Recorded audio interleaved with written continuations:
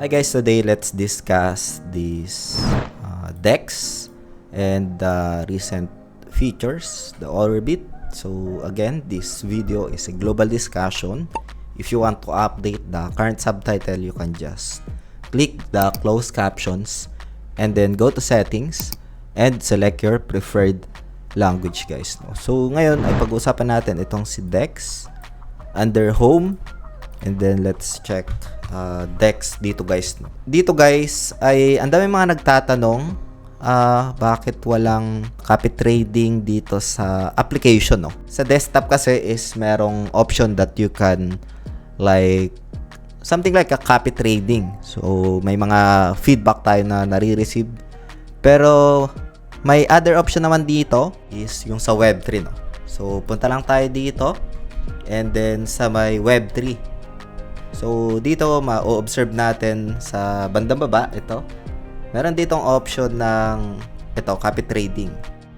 Ito. So kailangan lang dito i-enable yung pinaka-smart account para ma-activate yung copy trading ng on-chain trades and maximize profits. So you just need to enable smart account.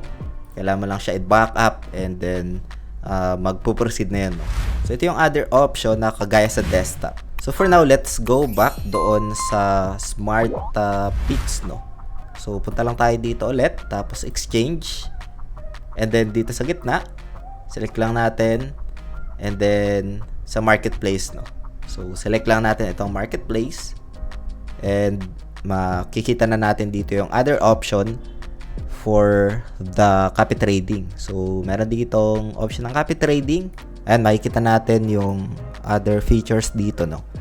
So you can explore this one guys, itong option na ito, like an alternative doon sa Dex, no? So yun, ang isa lang siguro dito sa pinaka downside, hindi naman downside, is that kailangan mo magpa-verify, no, para makita at magamit yung ibang features dito like P2P, copy trading, as well as the bots. Ayan. So meron ditong marketplace for the bots. And ito lang, I just want to share lang itong other alternative. No? Again, itong video natin today is just for ideas lang. I just want to share some of my insights and experience dito, at the same time to answer your questions guys. Now again, itong video natin is not financial advice. Hindi pa ako financial advisor. It's better to do your own due diligence and research guys, no? So for example, and meron dito mga option, merong spot and futures, medyo risky na ito. And dito nga makikita natin yung other option, P&L nila within 90 days. So you can just explore this one if you're interested. Smart picks as well. So meron ditong silver and gold, no? So let's go back doon sa Dex. Ayan. So dito guys sa Dex, no, ang isa sa mga naging profits ko dito is that punta tayo dito sa may trade, and then dito sa Dex. Ayan. And then dito sa baba merong icon. Makikita natin dito yung mga trades, no? So ito, isa sa mga naging profits ko dito, fan. So 2.84 ko siya nabenta, nakabili ako 2.5. Ayan. As well as itong flower. So nakabili ako 4.9, ay benta ko 5.4. Ayan, 5.02. Average ko siguro dito is around 5, tapos nabenta ko 5.4, no? Yun, isa sa mga naging profits natin dito, ayan. So 154 tapos 175 USDT yung na-convert natin once na mabenta ko dun sa mataas, no? It's a buy low, sell high lang. So let's go back. And like for example, we can search dito. So search ko yung fan. Ayan. So make sure lang na tama yung mga napili nyo dito. So select natin to.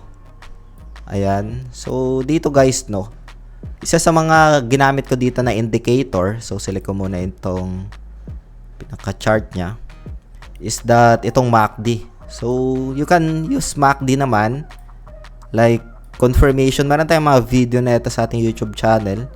If ever na may crossover dyan, we can like determine na magkakaroon siya ng reversal or from downtrend to going uptrend. So yan yung isa sa mga na-observe natin. And then take profit lang if ever na magkaroon siya doon ng crossover, or if ever man na ma-observe natin yung MACD na nanghihina na, no. So yun yung isa sa mga strategy natin dito sa DEX. It's more of like buy low, sell high.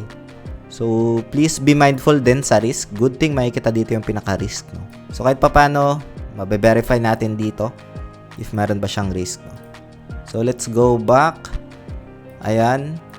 Meron akong video doon sa previous upload natin na diniscuss ko yung other indicator, no. So you can watch naman yon.